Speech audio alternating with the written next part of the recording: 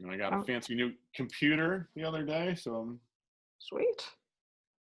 ready to get rid of my dinosaur and actually be able to do some of these technological things on my computer.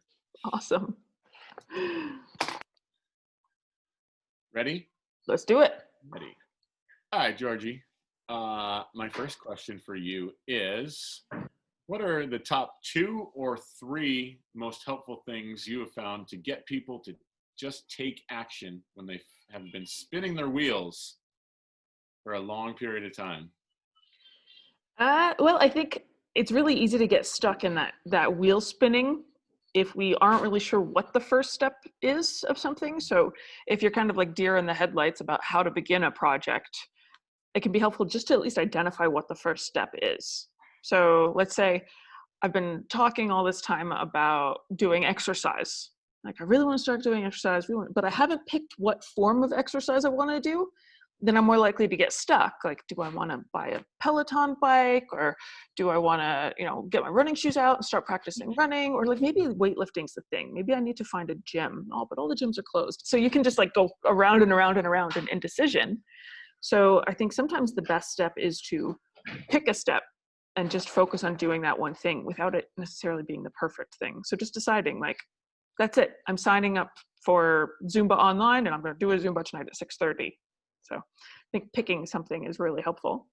I feel like sometimes if we're kind of stuck on the start line and not really moving forward with something, it can be helpful to notice what stories we have in our head about why we can't, or why it's hard, or because it's hard we think we can't, um, and just set out to prove them wrong by just doing it once. Don't worry if you can do it forever, but like just proving that you can do something can be really, really helpful.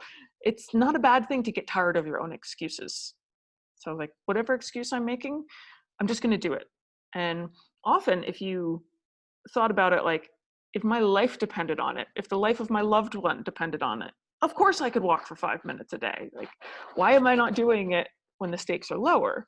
So, pretending the stakes are higher just to push yourself off the start line and get yourself Mm. going.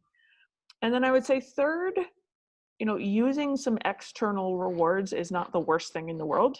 Most of us that have, been studying behavior change in psychology know that we want to develop internal feelings of reward from doing our health behaviors.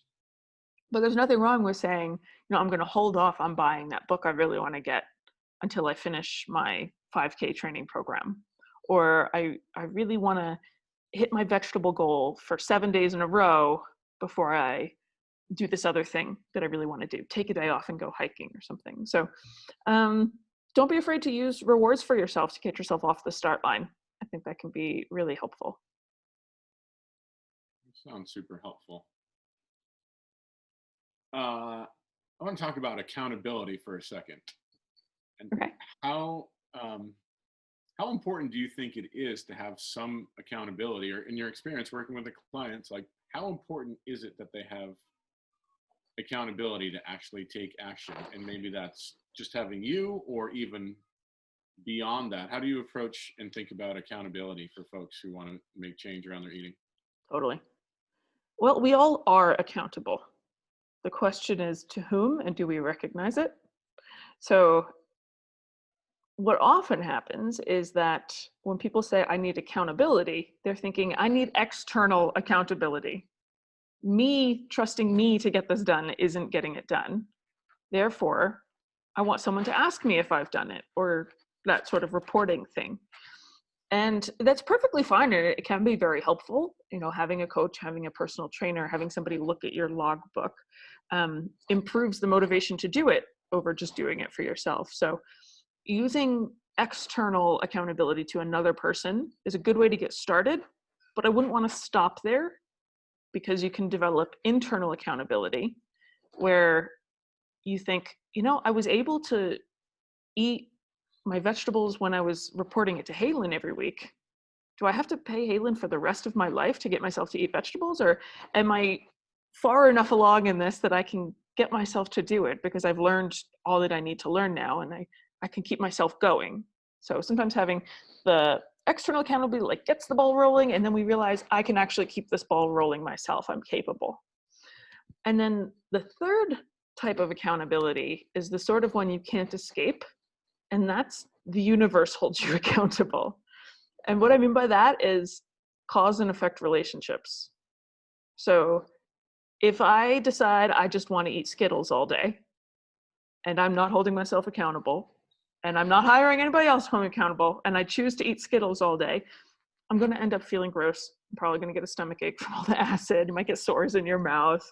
Like, the universe is going to hold you accountable. You're going to get outcomes from the decisions that you choose. So the timeline can be different. You know, when it comes to health behaviors, it's not like one skipped workout is going to lead to a heart attack. It's not like one overindulgent dinner is going to show up as 10 pounds on the scale.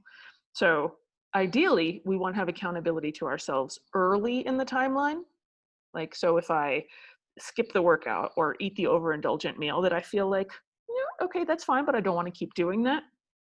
So either somebody else telling me, okay, may not want to do that every day, Georgie, or me going, may not want to do that every day, Georgie.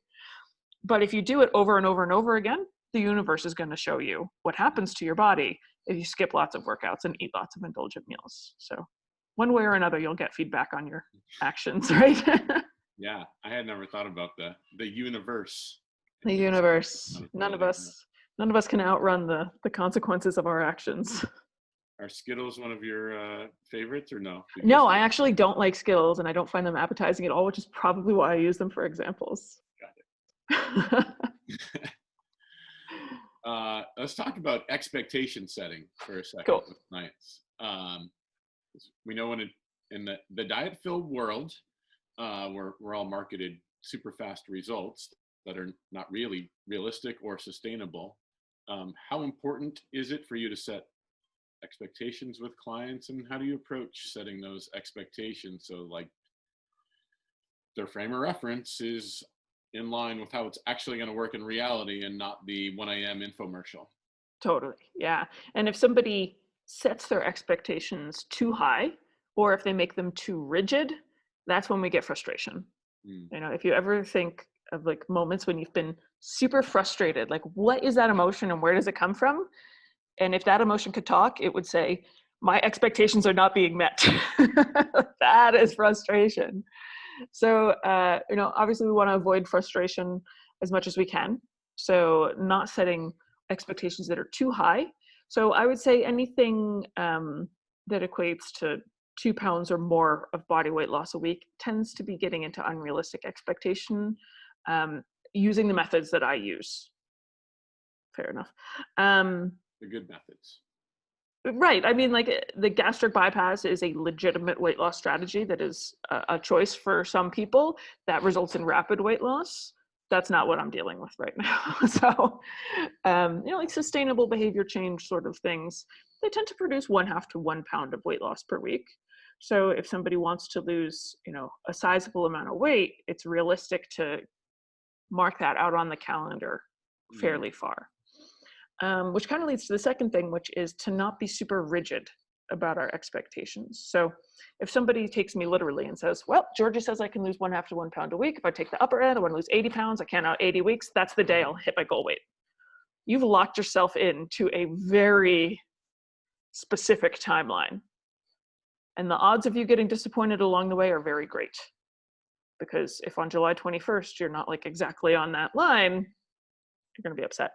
So setting expectations that are not so specific often means not using dates, which is, you know, against what some people say in terms of like setting goals. I don't like to set dates on things.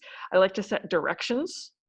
Like I want to move in this direction and I want to keep moving in this direction, using the best of my effort. And I think being flexible also means that you might change your goal. You might change the form of your goal. You know, many times I have people that say they want to lose weight so they feel better about themselves. But after we work on some, you know, body image and self-esteem things, they realize that they feel better about themselves and they don't need to lose weight. So that's absolutely not a problem. So nothing wrong with changing your goals part of the way through things. So expect yourself to change your mind.